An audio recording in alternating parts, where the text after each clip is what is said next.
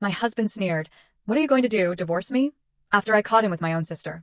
I didn't respond, just walked into the bedroom and began packing. Their laughter vanished the moment they saw what I was putting in that suitcase. Imagine having your entire world, the one you painstakingly built for 25 years, shatter in a single, gut-wrenching moment. Now, imagine the people who destroyed it standing right in front of you, laughing. They thought they had won, but they stopped laughing the instant they saw what I was putting in the suitcase.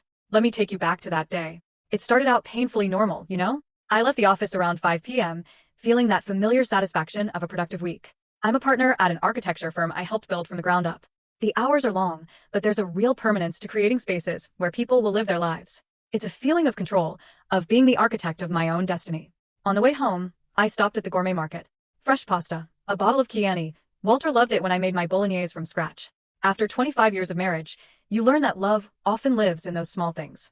Knowing their favorite wine, making their favorite meal just because. Our house, a beautiful 2-story colonial I designed myself years ago, was my sanctuary. Every detail, from the reclaimed oak floors to the Carrara marble in the kitchen, was chosen with care. It wasn't just a house, it was a testament to the life I thought I had built. Solid. Permanent. When I got home, Walter was already there. He was in the living room, supposedly reading the paper, but his phone was propped up behind it. Hey you, I said, dropping my keys and grocery bags. Smells like you showered. He folded the paper with a rustle. Long day. Thought I'd wash it off. He came over and gave me a perfunctory kiss on the cheek. Routine. Practiced. The kind of kiss that's pure habit. We made dinner together, or rather, I cooked while he leaned against the counter, complaining about his day. His boss was a jerk, quarterly reports were a nightmare, the usual. I listened, offered sympathetic noises, and chopped onions. It was the familiar dance of our evenings, a choreography perfected over 2.5 decades.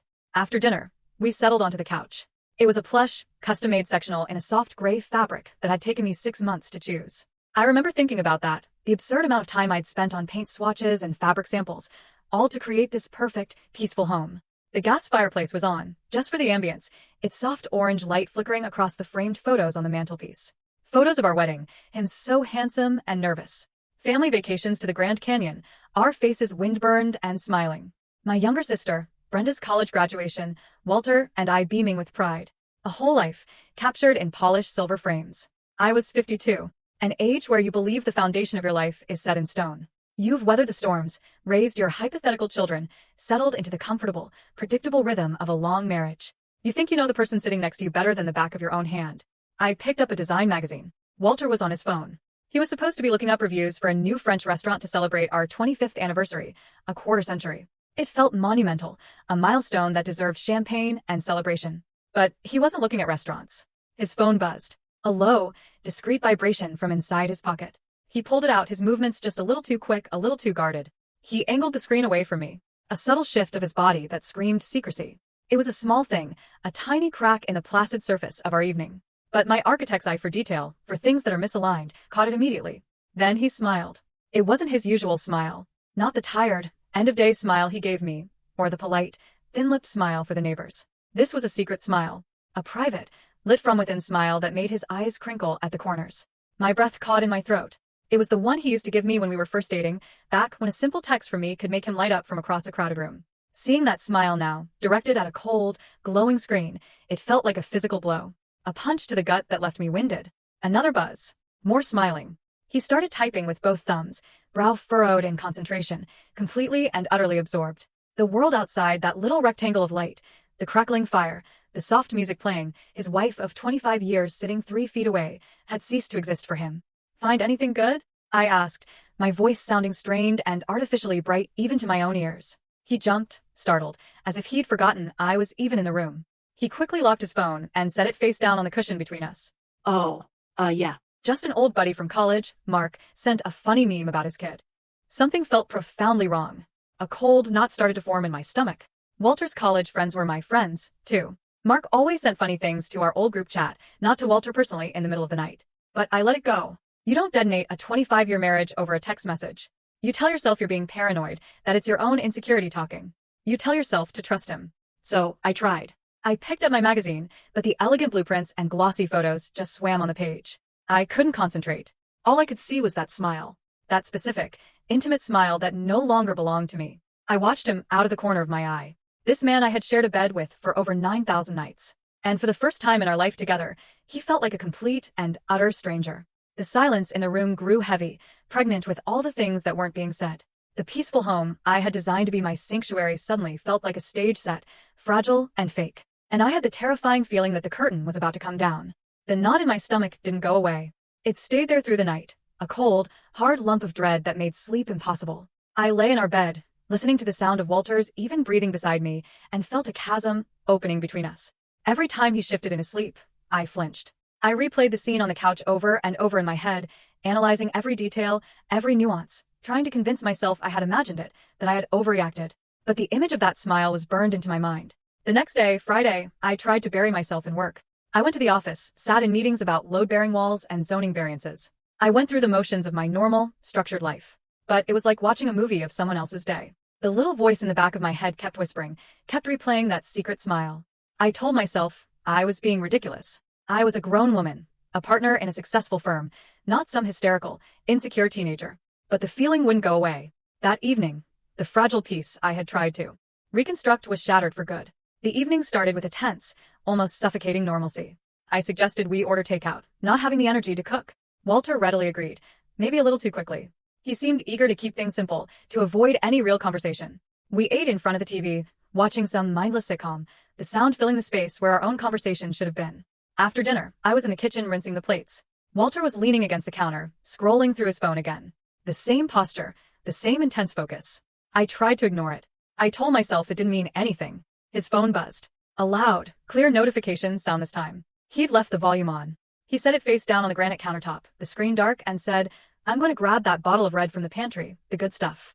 He walked out of the kitchen. And in that moment, the universe, or fate, or whatever you want to call it, gave me a choice. I could respect his privacy. I could turn back to my bubbling sink of soapy water, dry the plates, and live with a gnawing, corrosive uncertainty for the rest of my life. Or I could know. I stood there for a long 10 seconds, my heart hammering against my ribs. I could hear him rustling around in the pantry, humming a little tune. The sound was so normal, so domestic. It made the situation feel even more surreal. "Just turn it over, Audrey," the voice in my head urged. "You have to know." My hand trembled as I reached for the phone. It felt heavy in my hand, like it contained the weight of my entire future. The glass was cool and smooth against my skin. I took a deep, shuddering breath and flipped it over. The screen lit up and there it was. A notification preview from a text message, clear as day.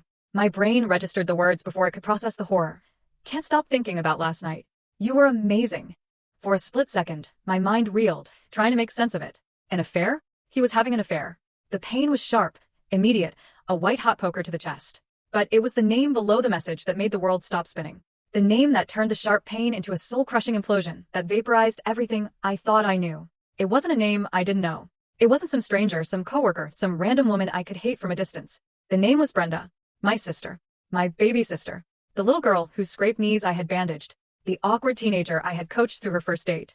The maid of honor at my wedding who had given a tearful speech about how I was her hero. The woman whose photo was on my mantelpiece, smiling her bright, beautiful smile right next to mine. I couldn't breathe. The air was sucked out of my lungs as if by a vacuum. The sound of the running water in the sink faded into a dull, distant roar in my ears. I stared at the name, my sister's name, on my husband's phone, next to those words, and my reality fractured into a million jagged pieces. It wasn't just a crack in the mirror anymore. The mirror had been smashed to dust, and the reflection staring back at me was a woman I no longer recognized, living a life that was a complete and utter lie. I heard the pantry door open. I heard Walter walking back towards me, the bottle of wine clinking against the corkscrew in his hand. He was still humming that little tune, completely and utterly oblivious. And I just stood there, frozen, holding the evidence of their unimaginable betrayal in my hand, the heat from the phone burning like a brand against my palm. Time seemed to slow down to a thick, syrupy crawl. I could feel the cold of the granite countertop seeping into my fingertips where I gripped the edge for support, the only thing keeping me upright. Walter stopped humming when he saw my face. The casual smile dropped from his lips. "Audrey, what is it? You look like you've seen a ghost." I tried to speak, but no sound came out. My throat had closed up. I just turned the phone around, my hand shaking so violently the screen seemed to vibrate, and held it out for him to see. His eyes scanned the screen. I watched his face, desperately searching for any sign of remorse, of panic, of shame. There was nothing. I saw a flicker of annoyance, quickly masked. He looked like a teenager who'd been caught breaking curfew, not a man who had just dynamited his 25-year marriage. He let out a long, theatrical sigh.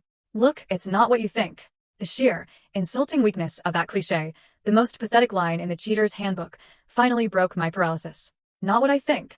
My voice was a choked, ragged whisper I barely recognized as my own. "It says Brenda. My Brenda. And it says, you were amazing last night." Each word was a shard of glass I had to force out of my throat. He had the audacity to look bored, put upon. He gently took the phone from my trembling hand and slipped it into his pocket, as if hiding the evidence would make it disappear. "You're overreacting. You're being dramatic." "Dramatic," I whispered.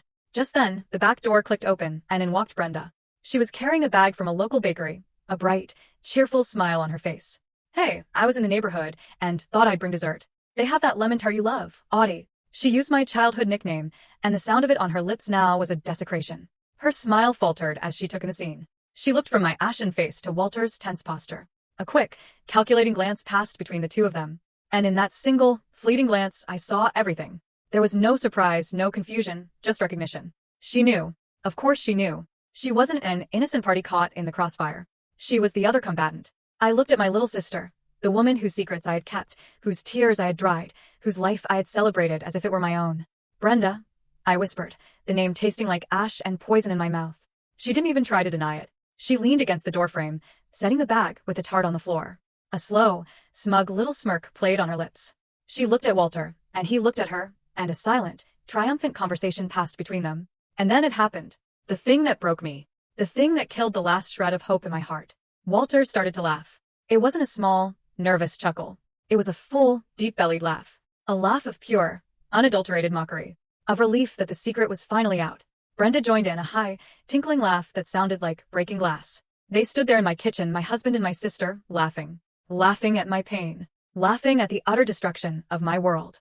The sound echoed off my pristine marble countertops, a grotesque symphony of their shared betrayal. The blood drained from my face. I felt a strange, horrifying sense of detachment, as if I were floating near the ceiling, watching this obscene little play unfold below. The woman standing there, her face a mask of silent horror, couldn't possibly be me. Through his laughter, Walter finally managed to speak, wiping a tear of mirth from the corner of his eye. The words he said will be burned into my memory, seared onto my soul until the day I die. "Oh, come on, Audrey," he gasped, still chuckling. "It's not that serious. What are you going to do? Divorce me?" And in that moment, with their cruel laughter ringing in my ears, something inside me didn't just break. It died. The loving wife, the trusting sister, the woman who built her life around these two people, she ceased to exist. She turned to dust and blew away. And in her place, something cold and hard and silent began to form, like a diamond under unimaginable pressure.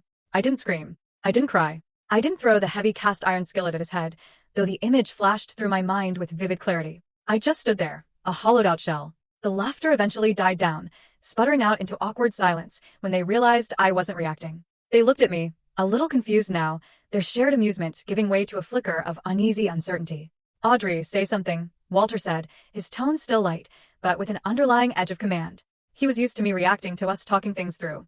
My silence was a variable he hadn't accounted for. I didn't. I turned my back on them, a simple, deliberate movement. I walked out of the kitchen, through the dining room with the long mahogany table where we'd hosted so many family Thanksgivings, and started up the grand, curving staircase. Each step on the plush runner felt heavy, monumental. I could hear them following me, their footsteps hesitant on the hardwood floor below. "Where are you going?" "We're talking about this," Walter called after me, a note of panic creeping into his voice. But we weren't talking. They were laughing. I was done talking. Forever. I walked into our bedroom. Our bedroom. The place that had been my sanctuary. The king-size bed with the ridiculously high thread count sheets I'd insisted on. The matching walnut nightstands. The life we had built, contained in these four walls. I went straight to the walk-in closet, a space I had designed to be organized and serene. On the top shelf, covered in a canvas dust bag, was a set of expensive, hand-stitched Italian leather luggage. I'd bought it for Walter for our 20th anniversary, for that trip to Italy we'd taken. He'd loved it, bragging about it to anyone who would listen. I pulled down the largest suitcase. It was heavy, beautifully made, a symbol of our shared history, of our travels, of our life together. I laid it on the pristine white duvet of our bed and unzipped it with a firm, decisive pull. They were standing in the doorway now, watching me, their expressions a strange mix of apprehension and lingering arrogance. "What are you doing?" Brenda asked, her voice laced with a mocking curiosity. "Packing his bags for him? Kicking him out? A little dramatic, don't you think?" I ignored her. I walked over to my side of the closet. My clothes hung in neat, orderly rows, organized by color and season. My silk blouses, my work suits, the beautiful cocktail dress I wore for date nights that had apparently been a complete and utter lie. With a strange, detached calm, I began to take them off the hangers. One by one, I folded them carefully, my hands moving with an eerie precision, smoothing out the wrinkles, and placed them inside the suitcase. His suitcase. The dress I wore to my father's funeral. The sweater he gave me for Christmas 5 years ago. Each item was a memory, a piece of our shared story, and I was packing it all away. The silence in the room stretched, thick and suffocating. The only sound was the soft rustle of fabric, the quiet click of hangers. Their amusement was rapidly fading, replaced by a dawning, horrified understanding. Brenda was the first to finally process what she was seeing. Her voice was a sharp, disbelieving hiss. Wait, are you packing your clothes in a suitcase? I continued to pack. My favorite cashmere sweater, my comfortable jeans, my workout clothes. Everything went in. I was a machine, methodical and silent. The cold, hard diamond of resolve inside me was in control now. It was directing my hands, my feet, my every move. They had wanted to see what I would do. I was going to show them, and I wasn't going to say a single, solitary word while I did it. Their panic was now palpable, a frantic energy radiating from the doorway. Audrey, stop this. This is childish. This isn't funny, Walter said, his voice taking on a sharper, more commanding edge. The laughter was a distant memory, replaced by the nervous bluster of a man who was realizing far too late that he had fundamentally miscalculated.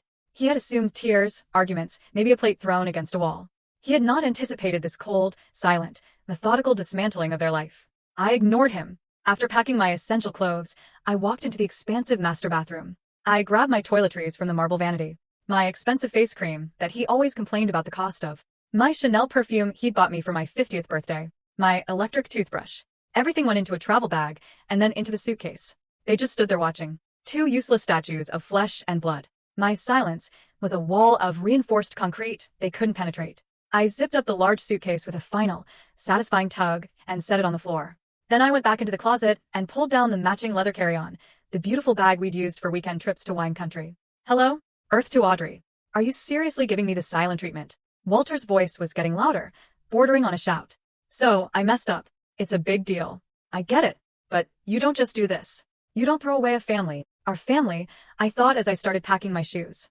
You torched our family and used the flames to keep you warm. I packed my laptop, my work files, the antique silver picture frame for my desk that held a photo of my parents. As I packed, I sat on the edge of our bed, the bed where I had slept trustingly beside a liar for who knows how long, and pulled out my phone.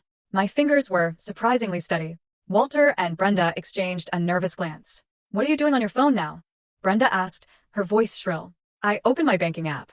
It was a blessing, really, a stroke of karmic justice that I had always been the one who handled our finances.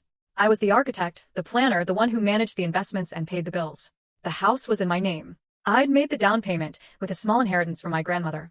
Most of our assets, the cars, the brokerage account, the emergency fund, were all tied to my accounts, my salary. I scrolled to the list of authorized users on my Amex Platinum card. There was his name, Walter Thompson. I remember how thrilled he was when I added him, how he'd flashed the heavy metal card at his friends at the golf club. With a simple tap, a confirmation screen popped up. Are you sure you want to remove this user? I pressed confirm without a second's hesitation. A small digital guillotine. Next, the car insurance. The policy for the Lexus he drove so proudly, the one he considered his car, was under my name as part of my multi-car discount plan. I found the number in my contacts and called, putting the phone on speaker. The cheerful, tinny hold music, a generic smooth jazz tune, filled the tense silence of the room. Walter stared at the phone on my lap, his face pale and slack-jawed. Thank you for calling Allstate. This is Maria. How can I help you? Hello, Maria, I said, my voice even and calm, a stranger's voice. I'd like to make a change to my policy. My policy number is 924-7. I gave her the details, the Lexus and the primary driver to be removed, Walter Thompson. Audrey, you can't do that, he sputtered, finally rushing forward. I need that car for work, for my clients. Ma'am, the change will be effective immediately, the agent chirped on the other end, oblivious. The vehicle and driver have been removed. Is there anything else I can help you with today? No, thank you, Maria. You've been very helpful, I said and hung up. I looked up at him. His face was a mask of disbelief and impotent fury. You canceled my insurance. I didn't answer. I just went back to my phone, opened the app for our mobile carrier, and with a few more taps, began the process of removing his line from my family plan. His phone would be disconnected by the next billing cycle. One by one, I was cutting the cords that tied him to my life and, more importantly, to my finances. I changed the password to our Amazon Prime account. I changed the password to Netflix.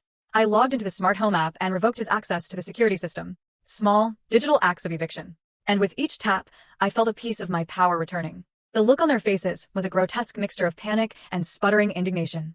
Brenda, who had been silently observing with a look of smug superiority, now looked genuinely frightened. The foundation of the comfortable, subsidized life she was trying to insert herself into was being demolished before her very eyes. This is insane, Walter stammered, running a hand through his thinning hair. You're throwing away 25 years of marriage over a few stupid texts. A few stupid texts. My voice was dangerously low, a growl that came from the depths of my shattered soul. It was the first time I'd spoken directly to him in what felt like an eternity. The cold diamond of resolve inside me was now heating up, turning into a white-hot, focused rage. I held out my hand. Give me your phone. What? No, he said, clutching it protectively to his chest, like a child with a toy. Walter, I said, my voice leaving no room for argument or negotiation. You can give it to me now, or I will consider that a full and complete confession, and my lawyer will subpoena it in the divorce proceedings. And trust me, it will look much, much worse for you then. Your choice. I knew using those words would get his attention. It did. He hesitated, his jaw tight with fury, then practically threw the phone at me. It landed softly on the duvet. I picked it up. I unlocked it. The passcode was 121225. The birthday of our first dog, a goofy golden retriever named Sadie, who had died 10 years ago. He hadn't even bothered to change it. The intimacy of that knowledge, the shared secret of that number, now felt like a violation. I opened his messages with Brenda. It wasn't just a few texts. It was a novel, an epic of deceit. It went back months. I scrolled and scrolled, my heart turning to a block of ice in my chest. The sheer volume of their communication was staggering. Good morning texts, good night texts, flirtatious banter during the workday. Then there were the pictures. Pictures of my sister in lingerie I had never seen, posing suggestively in what looked like a hotel room. Pictures that made me physically ill. There were inside jokes, cruel nicknames for me, while comments about my work, my friends, my body. They had built a whole secret world. And the foundation of that world was their shared contempt for me. Then I found it. The thread from last month. Walter had told me he was going on a business trip, a sales conference in Florida. I had helped him pack. I had driven him to the airport at 5 a.m. I had texted him every night, telling him I missed him. It was all a lie. The messages laid it out in sickening, pornographic detail. It was a romantic getaway with Brenda. She had flown down to meet him. They'd stayed at the St. Regis, a 5-star luxury beach resort. And the worst part, the final, soul-crushing blow? I found the email confirmation he had forwarded to her, the one with the final bill. It had been paid for with my American Express card, the one I had just canceled. The trip had cost over $8,000. My hands were shaking now, not from weakness, but from pure, unadulterated fury. I looked up from the screen, my eyes locking onto theirs. They both looked away, unable to meet my gaze. I decided to read one of the messages out loud, my voice dripping with venom. Brenda. Does she suspect anything? Worried she'll check the credit card statement. I paused, letting the words hang in the air like toxic smoke. Walter, not a clue. She's too busy managing her little empire to notice me. Besides, she thinks my promotion is coming through, so she won't question any expenses right now. She's predictable. My little empire. The business I had built from the ground up with sleepless nights and weekends sacrificed at the altar of its success. The business that paid for this house, for his Lexus, for his golf club membership, for their secret, sordid vacation. The rage was so intense I felt like I might actually combust. You took my money, I said, my voice shaking with the effort of keeping it level. To take my sister on a vacation while lying to my face about a promotion that was never even real. Walter had the nerve to look ashamed for a fleeting second. Brenda, however, just crossed her arms, her chin jutting out in defiance. He deserved a little fun, she said, her voice dripping with poison. You've been so wrapped up in your work for years. You barely pay attention to him, anyway. What did you expect? That was it. The final, unforgivable betrayal. Not just the affair, not just the theft, but the justification, the blame. In their twisted, selfish minds, this was somehow my fault. The last vestiges of love, of history, of family connection I had for either of them, evaporated in that moment, replaced by nothing but a vast, empty expanse of contempt. I felt a strange, chilling clarity. The path forward, which had been a chaotic mess of pain and confusion moments before, was now illuminated by the harsh, bright fire of my anger. There was nothing left to salvage here. Nothing left to say to these two monstrously selfish people. I closed his phone and tossed it onto the bed. Then I pulled out my own phone again, for the last time in this house. My fingers flew across the screen, my movements efficient and precise. What now? Walter asked, his voice wary, like he was speaking to a wild animal he wasn't sure would attack. Who are you calling now? My mother. I didn't answer him. I dialed my best friend, Janice. We'd been friends since college, had seen each other through everything. She picked up on the second ring. Hey Audrey, what's up? Her cheerful, familiar voice came through the speaker, a lifeline from the sane world. Janice, I said, and my voice finally broke, just for a second. A single crack in the icy facade. Can I come and stay with you for a few days? I I need to get out of here. The cheerfulness vanished from her voice, replaced by immediate, urgent concern. Oh my God, of course. What happened? Are you okay? Where are you? I'm at home, I said, looking directly at Walter as the words came out of my mouth. Walter's been cheating on me. With Brenda.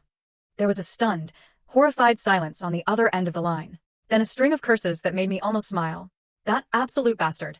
That snake. Of course you can stay. Don't even ask. I'm on my way to get you right now. No, I said quickly. Don't come here. I don't want you in this house with them. I'm leaving now. I'll take an Uber. Okay, honey. The spare room is always ready for you. You know that. The door will be unlocked. Just get here safely. And Audrey, you call me the second you are in that car. I will. Thank you. I whispered and hung up. Next, I opened the Uber app. I put in Janice's address. The map showed a little car icon just a few blocks away. 5 minutes. The reality of the situation, the finality of it, finally seemed to crash down on them. This wasn't a temporary dramatic gesture. This wasn't a tantrum. I was leaving. I was really, truly leaving. Wait. You can't just leave. Brenda cried out, her defiance crumbling into a pathetic, childish whine. This is your house. Exactly, I said, my voice cold again. It is my house, which is why I'm the one who gets to leave it. You two can stay here for now. Walter moved to block the doorway, planting his feet like a sentry. Audrey, please. Let's just sit down and talk about this like adults. We can fix this. I know we can. We can go to counseling. Counseling? I let out a laugh. A bitter, humorless sound that was more like a bark. You think a 60-minute session with a therapist can fix this? You think we can talk our way back from this? There is nothing to fix. A marriage, a relationship, those are structures that can be repaired. But this is a toxic waste dump, and I am evacuating. My phone buzzed. My Uber was outside. I grabbed the handles of the 2 heavy leather suitcases. They were filled with the curated pieces of the life I thought I had. A life that was now nothing but dead weight. I started rolling them towards the bedroom door. They both rushed forward, trying to stop me. Brenda grabbed at one of the suitcases, fumbling with the zipper. You're not going anywhere. We need to talk. Walter put his hands on my shoulders, his grip surprisingly strong. Audrey, please don't do this. Think about what you're throwing away. I stopped. I looked down at his hands on my shoulders, the hands of a stranger. Then I looked up at his face, a face I no longer recognized. Then I glanced over at my sister, who was desperately trying to unpack my shoes as if that would somehow keep me there. I felt a wave of disgust, so profound it almost made me gag.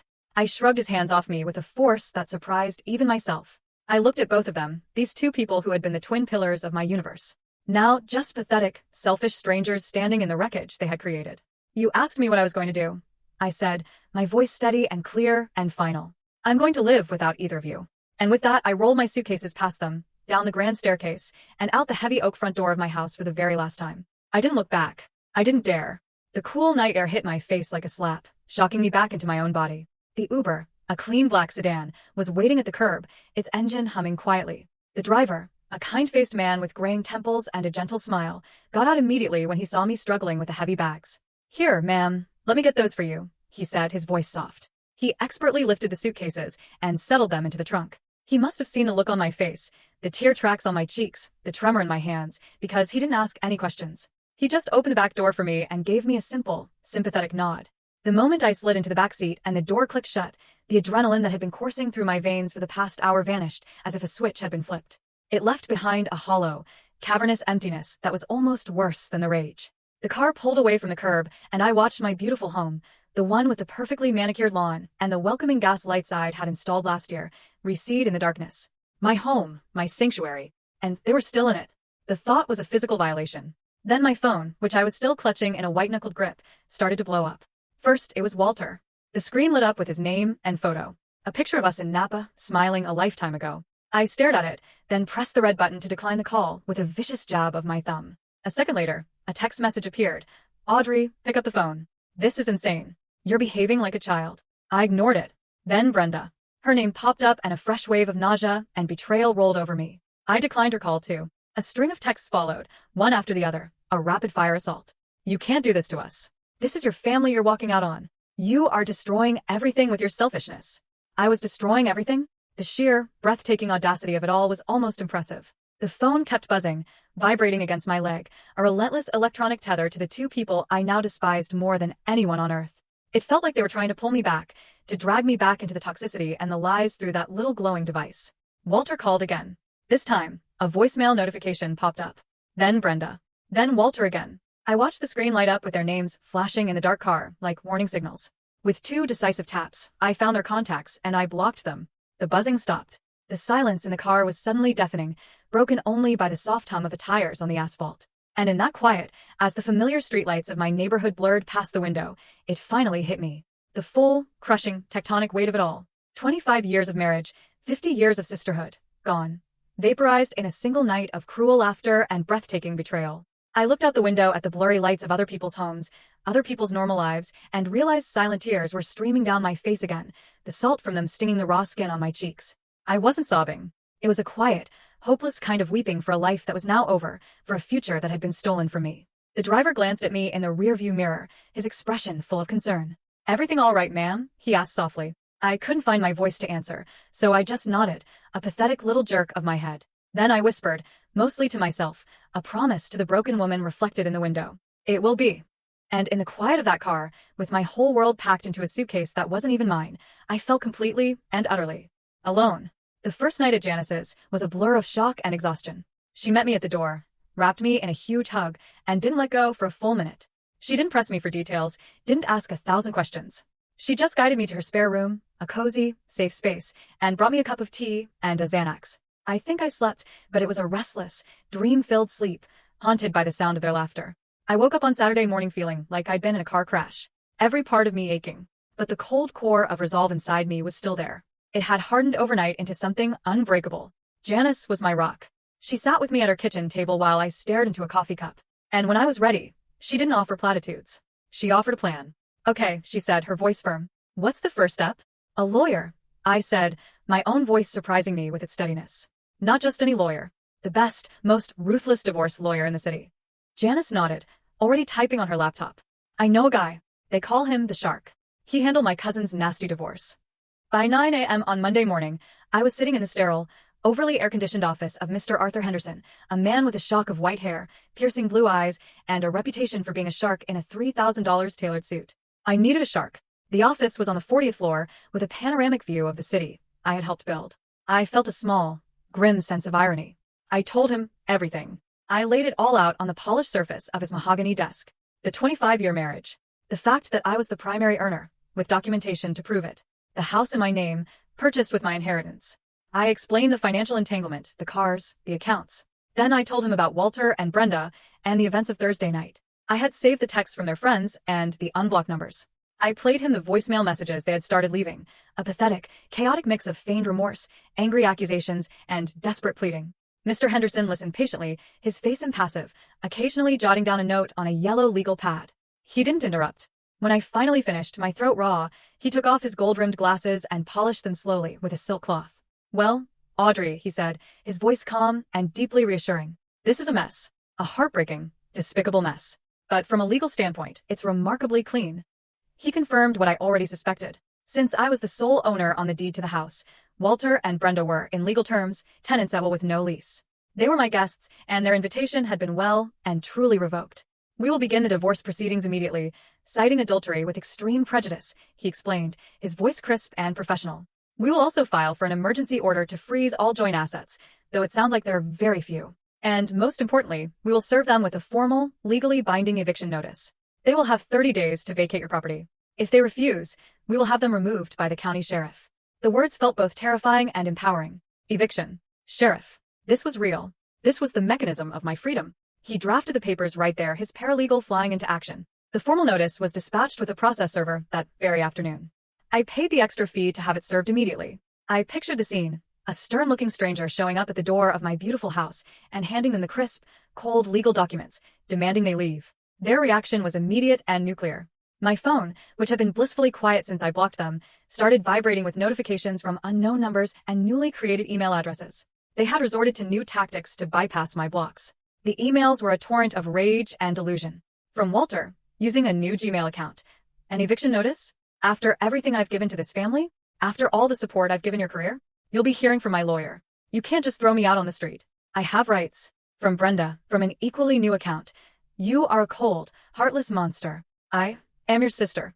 I have rights as a resident. I'm not going anywhere. This is my home too now." I forwarded every single message to Mr. Henderson with a simple note. "For your files." He replied almost instantly. "Excellent. Every message is another nail in their coffin. Keep documenting everything. The battle lines had been drawn. They thought they could bully me, that they could intimidate me into backing down with empty threats. They had forgotten who they were dealing with. They had forgotten that I was the one who built the empire they were so comfortably squatting in. And I was about to remind them, with the full force of the law behind me. I knew it was coming. I had been dreading it more than the confrontation with Walter and Brenda, more than the meeting with the lawyer. The phone call. It came on a Saturday morning, a week after I'd left. I was at Janice's kitchen table, sketching designs for a new project on a notepad, trying to find some semblance of normalcy in the meticulous, ordered world of lines and angles. The phone rang, and the caller ID showed a number I knew as well as my own. Mom. My hand hovered over the phone. A part of me, the wounded child part, wanted to just let it ring, to retreat back into the safe cocoon of silence I was building around my shattered heart. But the architect in me, the part that confronts problems head-on, knew I couldn't. I had to face this. I took a deep, fortifying breath and answered. Hello, Mom. Audrey. Thank God. Her voice was frantic, breathless, with a manufactured drama I knew all too well. I've been calling and calling. Brenda finally told me what happened. She said you had some sort of breakdown, some horrible misunderstanding, and you kicked them out of the house. A breakdown. A misunderstanding. That was the story they were spinning. Of course. It painted me as the unstable one, them as the victims. It was masterful in its cruelty. That's not what happened, Mom, I said, my voice tired, devoid of the energy needed for this fight. Audrey, how could you do this? She barreled on, not listening, her words a tidal wave of guilt. He's your husband for 25 years. And Brenda, my God, Audrey, she's your sister, your baby sister. She called me sobbing, said she has nowhere to go.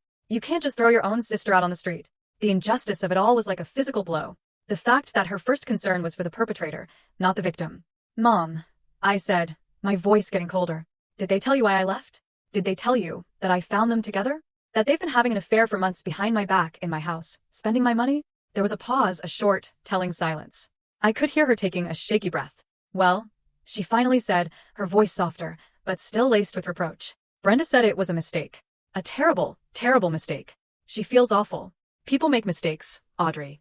Good people. Family is supposed to forgive. You can't just throw away a 25-year marriage and your relationship with your sister over *1. Instantly approved. I felt like I was going to be sick. This wasn't pettiness anymore. This wasn't childish harassment. This was a felony. This was calculated criminal identity theft. They were trying to saddle me with crippling debt, to ruin the financial stability I had worked my entire life to build. I excused myself from the conference call, my voice a strained whisper. I immediately called the bank's fraud department. The woman on the other end, a calm professional named Linda, listened patiently as I frantically explained the situation, my voice shaking with a mixture of rage and fear. Yes, ma'am. I see the application here, she said after a few moments of typing. It was submitted this morning from an IP address linked to your home Wi-Fi network in Northwood. Of course it was. They had used my own internet service, the one I paid for, to commit a federal crime against me. The audacity was simply unbelievable. Linda immediately froze the loan and opened a high-priority investigation. But I knew I couldn't stop there. This was no longer just a messy, painful divorce. This had escalated into something far more dangerous. With a heavy heart and a sense of grim finality, I did something I never in my wildest nightmares thought I would do. I picked up the phone and called the police department. I asked to file a formal report for identity theft and attempted grand larceny against my husband, Walter Thompson, and my sister, Brenda Clark. I had to drive to the local precinct. I sat in a sterile, uncomfortable plastic chair under flickering fluorescent lights and recounted the entire sordid story to a tired-looking detective named Miller. I had to give him my social security number, my date of birth, all the intimate details of my life that they had stolen and twisted for their own gain. I showed him the emails, the eviction notice, the loan application. Detective Miller was surprisingly kind, his eyes full of a weary sympathy. Ma'am, he said when I was done, leaning back in his squeaky chair. You did the right thing. We see this kind of thing, coercive control, financial abuse, more than you think in contentious separations. They've given us a very clear motive and a digital trail to follow. We'll open an investigation immediately. When I walked out of the police station into the late afternoon sun, I didn't feel triumphant. I just felt empty and incredibly sad. They had been so consumed by their greed and their pathological desire to hurt me that they had been willing to risk their own freedom. They had forced my hand, and now the consequences would be out of my control. The family drama had now become a police matter, and I knew with a chilling certainty that this was the beginning of the end. The final days leading up to the eviction deadline were filled with a tense, ominous silence. The harassing emails stopped. The unknown numbers stopped calling. It was the calm before the storm, a dead, heavy quiet that was more unsettling than their noise had been. I spent the time in a flurry of activity, finalizing the lease on a new apartment and arranging for movers, trying to focus on the future instead of the impending confrontation. The 30th day arrived. It was a gray, overcast Friday morning, the sky threatening rain. Mr. Henderson had arranged for me to meet him at the house at 10 a.m. to formally retake possession. He had been adamant. "Do not go alone, Audrey. I will be there, and I have already coordinated with the local sheriff's department. 2 deputies will meet us there as a civil standby." When I pulled up to my own street, a street I had lived on for 15 years, my heart was pounding a frantic, painful rhythm against my ribs. I saw Mr. Henderson's black Mercedes parked behind 2 official-looking sheriff's department vehicles. He was waiting for me on the sidewalk, his face grim, a leather briefcase in his hand. "They're still inside," he said quietly as I walked up. They refused to answer the door for the deputies. My stomach churned with a mixture of fear and anger. I had hoped, foolishly, that they would just be gone, that they would have packed their things and slunk away in the night, leaving me to pick up the pieces in peace. Of course, they wouldn't make it that easy. The 2 sheriff's deputies were professional and firm. They were large men, and their presence was both intimidating and deeply reassuring. The senior deputy knocked on the heavy oak door one last time, his knuckles making a loud, authoritative sound. "Sheriff's Department. Open the door." Silence. "All right," he said, turning to his partner. He used a tool to bypass the lock, and the door swung open with a soft click. "Ma'am, Mr. Henderson, please stay behind us." We stepped inside. The stench hit me first. A vile combination of stale cigarette smoke, rotting garbage, and cheap air freshener. The house, my beautiful, immaculate house, was destroyed. The pristine oak floors were scuffed and stained. Garbage was everywhere. Greasy pizza boxes, empty wine bottles, overflowing trash bags piled in the corners. My beautiful silk curtains had been torn from the rods. The plush gray sectional couch had a long, deliberate slash across the cushions, its white stuffing spilling out like intestines. The framed photos on the mantelpiece had been shattered, the glass crunching under our feet as we walked. My life in silver frames, smashed to bits. And on the living room wall, right above the fireplace, scrawled in what looked like bright red lipstick, were the words, "Money-loving witch." I felt a wave of dizziness and leaned against the doorframe for support.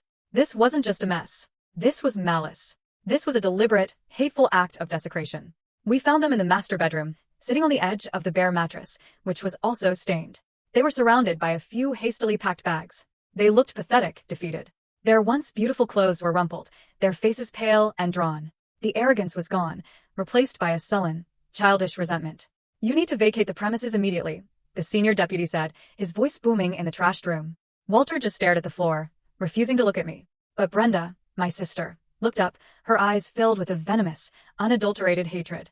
"I hope you're happy, Audrey," she spat, her voice cracking. "You've destroyed everything." "I didn't destroy anything, Brenda," I said, my voice shaking but clear. "I just turned on the lights." Just as the deputies were preparing to escort them out, there was a knock on the open front door. 2 new figures appeared in the hallway. They were dressed in plain clothes, a man and a woman, and they held up badges in leather wallets. "Detectives," the man said, his eyes scanning the room. "We're here to speak with Walter Thompson and Brenda Clark." A new kind of fear, cold and sharp and utterly different from the fear of eviction, flashed across Walter's and Brenda's faces. This wasn't about the house anymore. The lead detective, who I recognized as Detective Miller from the precinct, turned to them. "We have a warrant to search the premises and seize any electronic devices. This is in relation to an ongoing investigation into felony identity theft and bank fraud." Brenda started to cry, a high, wailing, theatrical sound. Walter just sagged as if all the bones had been removed from his body. He looked 20 years older. The detectives read them their Miranda rights, the familiar words from 1,000 TV shows, now a chilling reality in my own bedroom. They placed my husband and my sister in handcuffs. As they were led out of the house, past the wreckage of the life we had once shared, Walter finally looked at me. There was no anger in his eyes, just a hollow, empty despair. He knew it was over. All of it. I stood there in the middle of my ruined home and watched them being placed into the back of separate, unmarked police cars. I didn't feel happy. I didn't feel victorious. I just felt an overwhelming, profound sense of quiet, blessed relief. The storm had finally passed. The house was a wreck, but it was my wreck, and it was finally quiet.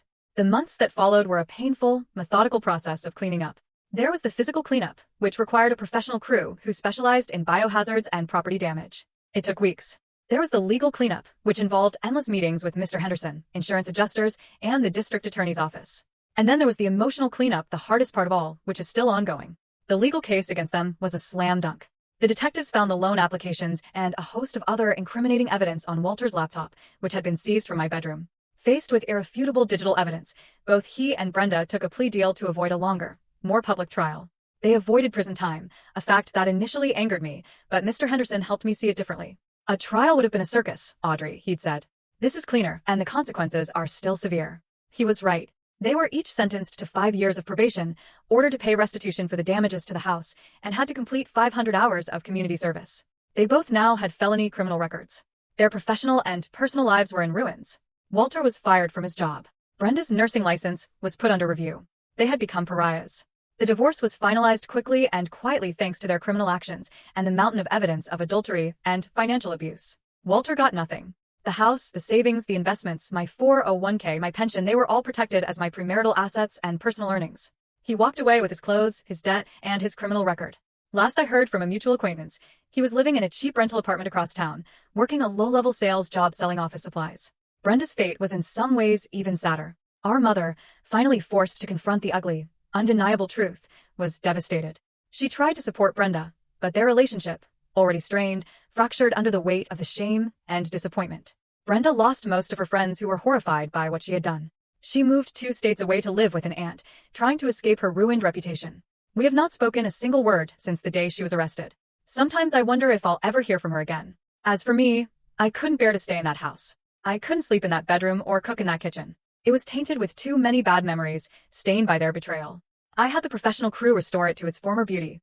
Every wall repainted, every floor refinished. And then I put it on the market. It sold in a week. I took the proceeds and bought a small, sunny 2-bedroom apartment in a modern high-rise in the city. It has a balcony that overlooks the park, and it's all mine. The day I moved in, carrying a single box of my most treasured belongings, I felt a sense of peace I hadn't felt in years. I spent weeks decorating it, not with things to impress others, but with things that made me happy. I bought a ridiculously comfortable velvet armchair. I started an indoor herb garden. I enrolled in a pottery class, something I'd always wanted to do.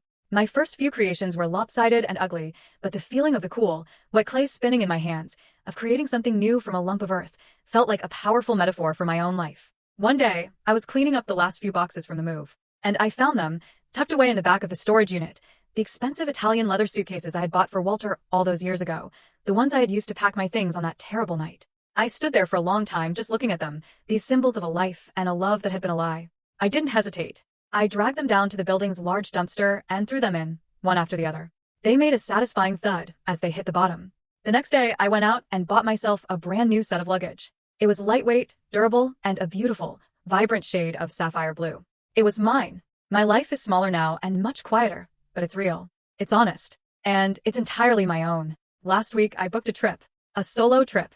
2 weeks on the coast of Spain. Something I've always dreamed of. I'm going to eat tapas, drink wine, and sit on the beach and read books. Sometimes, late at night when the city is quiet, I still hear their laughter. I still remember Walter's smug, taunting question. What are you going to do? Divorce me? He thought it was a threat. He thought it was the worst thing that could possibly happen to me. He had no idea it would be the beginning of my salvation. He had no idea that I would do exactly that, and so much more. I would not only divorce him, I would dismantle the life he took for granted. I would hold him and my sister accountable for their crimes. And I would build a new life from the ashes, a life of my own making, one carefully chosen piece at a time. And that's my story. It was the hardest, most painful thing I've ever been through, but I came out the other side. If you've ever felt betrayed, if you've ever been made to feel small or foolish, I hope hearing this lets you know that you are not alone, and that you are so much stronger than you think. What about you? Have you ever had a moment where you realized you needed to reclaim your power, no matter how scary it seemed? Tell me your story, or just share your thoughts in the comments below. I'd love to hear what you think.